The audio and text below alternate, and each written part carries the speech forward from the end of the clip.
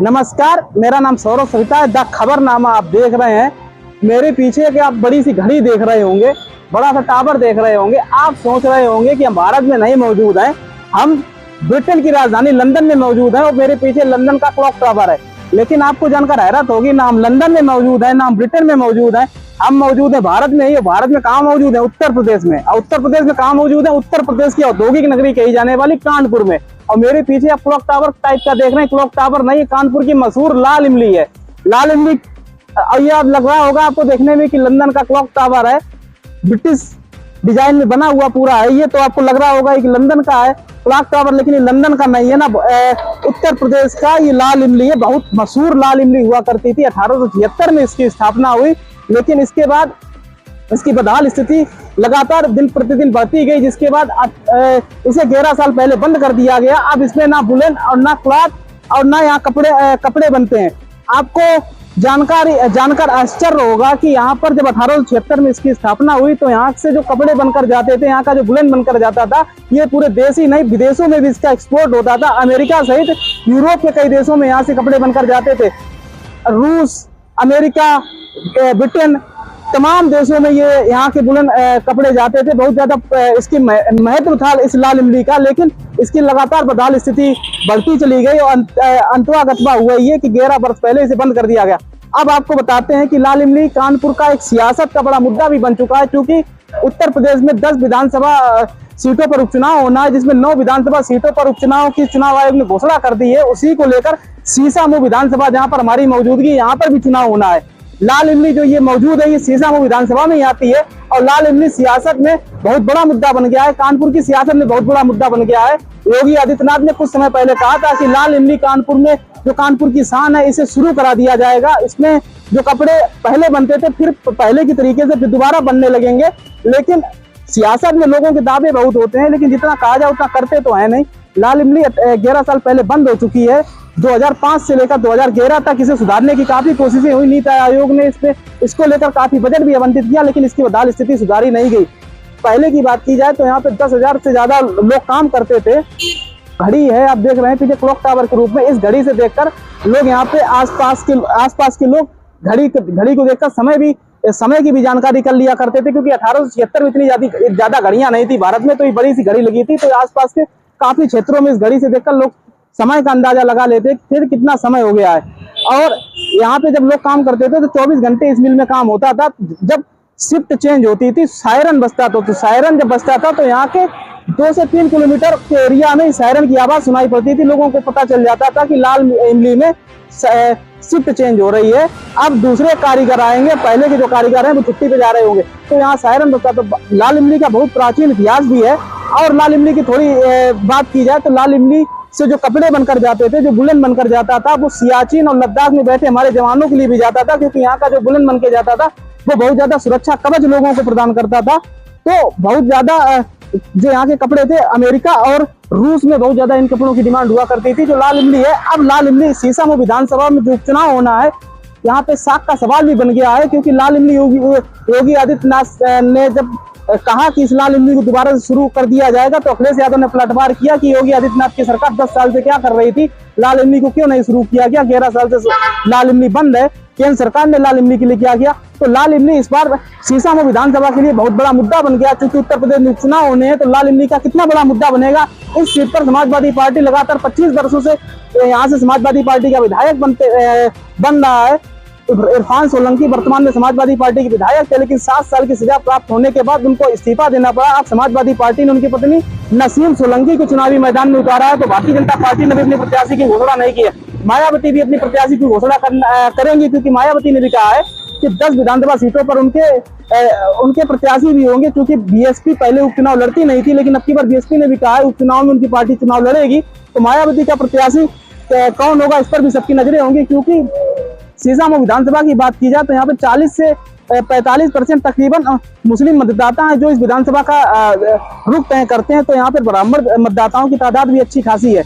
Bharatiya Janata party ध्रुवीकरण करने की वजह से सोचती है सीट उसके पाले में आ जाएगी, या ध्रुवीकरण समय समय पर करती भी रहती है। लेकिन समाजवादी पार्टी भी सोचती है जितना ध्रुवीकरण होगा उतना ज्यादा समाजवादी पार्टी को ही फायदा होगा, क्योंकि मुस्लिम मतदाता उसको एक तरफा वोट करेगा। लेकिन भारतीय जनता पार्टी भी इसी ओर सोचती है कि ध्रुवीकरण होगा तो हिंदू वोट कंसोलिडेट होगा और भारतीय जनता पार्टी अब की बार सीसामऊ विधानसभा सीट जीत लेगी। तो समाजवादी पार्टी सोचती है कि ध्रुवीकरण होगा तो समाजवादी पार्टी और मजबूत होगी सीसामऊ में, और समाजवादी पार्टी 25 साल से लगातार जो इस सीसामऊ विधानसभा सीट जीत रही है उस पर कब्जा बरकरार रहेगा। तो सीसामऊ विधानसभा पर अब की बार आर और पार की जंग है, क्योंकि सीसामऊ में भारतीय जनता पार्टी बहुत ज्यादा ताकत लगा रही है, दमखम लगा रही है, तो समाजवादी पार्टी भी कोई कसर नहीं छोड़ना चाहती है। मेरे पीछे लाल इमली का जो गेट है, प्रमुख गेट है कि अभी आजादी के लगभग 75 वर्ष से ज्यादा का समय हो चुका है और the British India corporate woollen mill अभी भी लिखा है। मतलब ब्रिटिश काल की यादें अभी भी भारत की जड़ों में सिमटी हुई कहा जाए तो इसमें कोई गलत बात नहीं होगी, क्योंकि अभी भी ये ब्रिटिश काल की यादें अभी भी हमारे देश में जुड़ी हुई है, इनको हटाया नहीं गया है। अभी भी द ब्रिटिश इंडिया इस गेट का नाम लिखा हुआ है, नीचे लिखा हुआ है ए गवर्नमेंट ऑफ इंडिया कंपनी, यानी ब्रिटिश इंडिया ऊपर लिखा हुआ है और नीचे लिखा है गवर्नमेंट ऑफ इंडिया कंपनी। इसका क्या मतलब हुआ? हमारा देश स्वतंत्र हो चुका है, लाल इमली भारत में है, उत्तर प्रदेश के कानपुर में है, तो ये भारत की हुई ना, तो यहाँ ब्रिटिश इंडिया क्या कर रहा है? ब्रिटिश इंडिया को अभी तक हटाया क्यों नहीं गया? ये भी एक सियासत का मुद्दा बन सकता है। लेकिन ये दावे तो बहुत होते हैं। सीसामऊ विधानसभा का क्या मुद्दा बनना है? क्या वास्तव में लाल इमली मुद्दा बनना है या यहाँ के और कोई मुद्दे हैं? सीसामऊ विधानसभा घूमेंगे और लोगों से बात करेंगे और समझेंगे कि सीसामऊ विधानसभा का चुनावी मुद्दा क्या है। क्या इस बार समाजवादी पार्टी 25 सालों का जो लगातार उनकी विधायक यहाँ से चुनकर आ रहे हैं, क्या उन्होंने विकास किए हैं? क्या समाजवादी पार्टी का दावा मजबूत है? आपकी बार भारतीय जनता पार्टी इस सीट को समाजवादी पार्टी से छीन लेगी? कैसा है सीसामऊ विधानसभा मुकाबला? तो चलिए चलते सीधा सीसामऊ विधानसभा में करते हैं लोगों से बात और समझते हैं सीसामऊ विधानसभा में क्या बनना है चुनावी मुद्दे और कौन जीतने जा रहा है सीसामऊ विधानसभा में उपचुनाव। लाल इमली को और ज्यादा विस्तार पूर्वक अगर इसकी बात की जाए तो लाल इमली की वजह से ही कानपुर को औद्योगिक शहर के रूप में पहचान मिली। आज कानपुर भारत में ही नहीं उत्तर प्रदेश सहित विदेशों में भी कानपुर को औद्योगिक शहर के रूप में जाना जाता है। वो प्रमुख कारण इसी की वजह से क्योंकि लाल इमली यहाँ की प्रमुख शान है। लाल इमली यहाँ बहुत बड़ी एक मिल हुआ करती थी जो इस समय बंद है, सरकार ने कहा है दोबारा से चालू कर दी जाएगी। लाल इमली से संबंधित कुछ और आपको तथ्य बताते हैं। कानपुर में ब्रिटिश इंडिया कॉर्पोरेशन के अंतिम अवशेषों में से एक है लाल इमली। मतलब कानपुर जो ये ब्रिटिश इंडिया कॉर्पोरेशन के अंतिम अवशेष जो रह गए थे उसमें से लाल इमली वो अंतिम अवशेषों में से एक लाल इमली बची है। और इसके बाद एक और आपको इसमें जानकर आश्चर्य होगा। 1950 के दौरान लाल इमली मिल के पास 65,000 मीटर कपड़ा उत्पादन करने की क्षमता थी। मतलब इस लाल इमली में 1950 के दौरान 65,000 मीटर कपड़ा तक उत्पादन हो सकता था। एक लंबाई जो लगभग कानपुर और हमीरपुर को जोड़ने वाली सड़क को कवर कर सकती है। मतलब कानपुर से लेकर हमीरपुर जो यहाँ से करीब 75-80 किलोमीटर दूर है वहां तक की सड़क को कवर कर सकती थी। इतना कपड़ा उत्पादन 1950 में हुआ करता था। करीब 65,000 मीटर कपड़ा उत्पादन करने की क्षमता थी जो कानपुर से लेकर हमीरपुर तक को कवर कर सकती। इतना कपड़ा का उत्पादन हुआ करता था। लाल इमली की शानदार लाल ईंट, देखिए शानदार लाल ईंट आज भी 1876 से बनी हुई है। लाल इमली आज भी उसकी ईंटें बिल्कुल लाल रखी हुई है, इसी वजह से इसको लाल इमली कहा जाता है क्योंकि इसकी ईंटें अभी भी लाल हैं। इसमें ना कोई आप देख रहे हैं ना कोई ईंट सफेद पड़ी है, ना इसकी ईंट अभी भी खंडेर हुई है। ईंट जैसी थी वैसी है, जबकि 1876 में बनाई गई थी। तो और इसके साथ इसमें और भी कुछ चीजें दिखाई पड़ रही है। 20वीं शताब्दी के मध्य महान ऊंचाइयों को छुआ। वास्तव में इसकी लोकप्रियता ने इसकी मूल कंपनी कानपुर वुलन मिल्स को पीछे छोड़ दिया, क्योंकि कानपुर वुलन मिल्स भी ग्राहकों के बीच लाल इमली से ही प्रसिद्ध थी।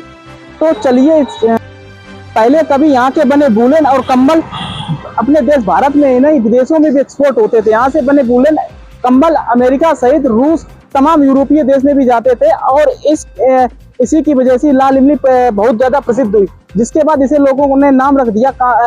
इस लाल इमली की वजह से लोग कानपुर को ईस्ट का मैनचेस्टर कहने लगे, यानी पूर्व का मैनचेस्टर। इस लाल इमली की वजह से लोग इसे पूर्व का मैनचेस्टर भी कहने लगे। इस वजह से कानपुर का एक बहुत बड़ा नाम विदेशों में भी छा गया। और इसके बाद यहाँ की बात की जाए, लाल इमली की पहले 10,000 कर्मचारी इसमें काम किया करते थे, फिर धीरे धीरे 5,000 हुए, 5,000 से 3,000, फिर 2,000, ऐसे धीरे धीरे इसमें कर्मचारियों की संख्या धीरे धीरे कम होती चली गई। फिर धीरे धीरे समय ऐसा आया जब लाल इमली को बंद करना पड़ा, क्योंकि इसमें बजट इतना ज्यादा नहीं रह गया था जिससे इस लाल इमली को चलाया जा सके। ब्रिटिश शासनकाल में इस लाल इमली को शुरू किया गया था। वर्तमान में ये लाल इमली बंद है। उत्तर प्रदेश सरकार ने कहा है हम इस लाल इमली को चलाएंगे। उत्तर प्रदेश में विधानसभा के चुनाव होने हैं। लाल इमली का मुद्दा बहुत ज्यादा चुनाव में गर्म है। लाल इमली कब शुरू होगी ये देखने वाली बात होगी, लेकिन कानपुर की लाल इमली बहुत बड़ी पुरानी और मौजूदा शान ही कहा जाए, क्योंकि लाल इमली कानपुर की शान है एक तरीके से देखा जाए तो इसे हमारा चैनल द खबरनामा उत्तर प्रदेश सरकार से भी रिक्वेस्ट करेगी, केंद्र सरकार से भी रिक्वेस्ट करेगी, नीति आयोग से कहेगी कि कृपया लाल इमली को पुनः शुरुआत की जाए, जिससे यहाँ के लोगों को रोजगार मिल पाए। जो यहाँ के कर्मचारी पहले जो काम करते थे उनका इसमें वेतन भी रुका हुआ, उनका वेतन मिल पाए और उन कर्मचारियों को वापस से अपनी नौकरियों पर बहाल किया जा सके। तो हमारी इतनी मांग है इस लाल इमली को पुनः शुरू किया जाए। ये उत्तर प्रदेश ही नहीं भारत की शान है, यहाँ से बने कपड़े विदेशों में भी जाते हैं, तो इससे कानपुर की भी छवि बेहतर होगी, हमारा देश का भी नाम बढ़ेगा, उत्तर प्रदेश का भी नाम बढ़ेगा और यहाँ के लोगों को रोजगार भी मिलेगा। तो आने वाले समय में सीसामऊ विधानसभा से कौन होगा विजेता वो भी दिखाता रहेगा हमारा द खबरनामा। और अधिक खबरें देखने के लिए देखते रहिए द खबरनामा। यूट्यूब पे सब्सक्राइब नहीं किया सब्सक्राइब कीजिए, फेसबुक पे फॉलो नहीं किया फॉलो कीजिए।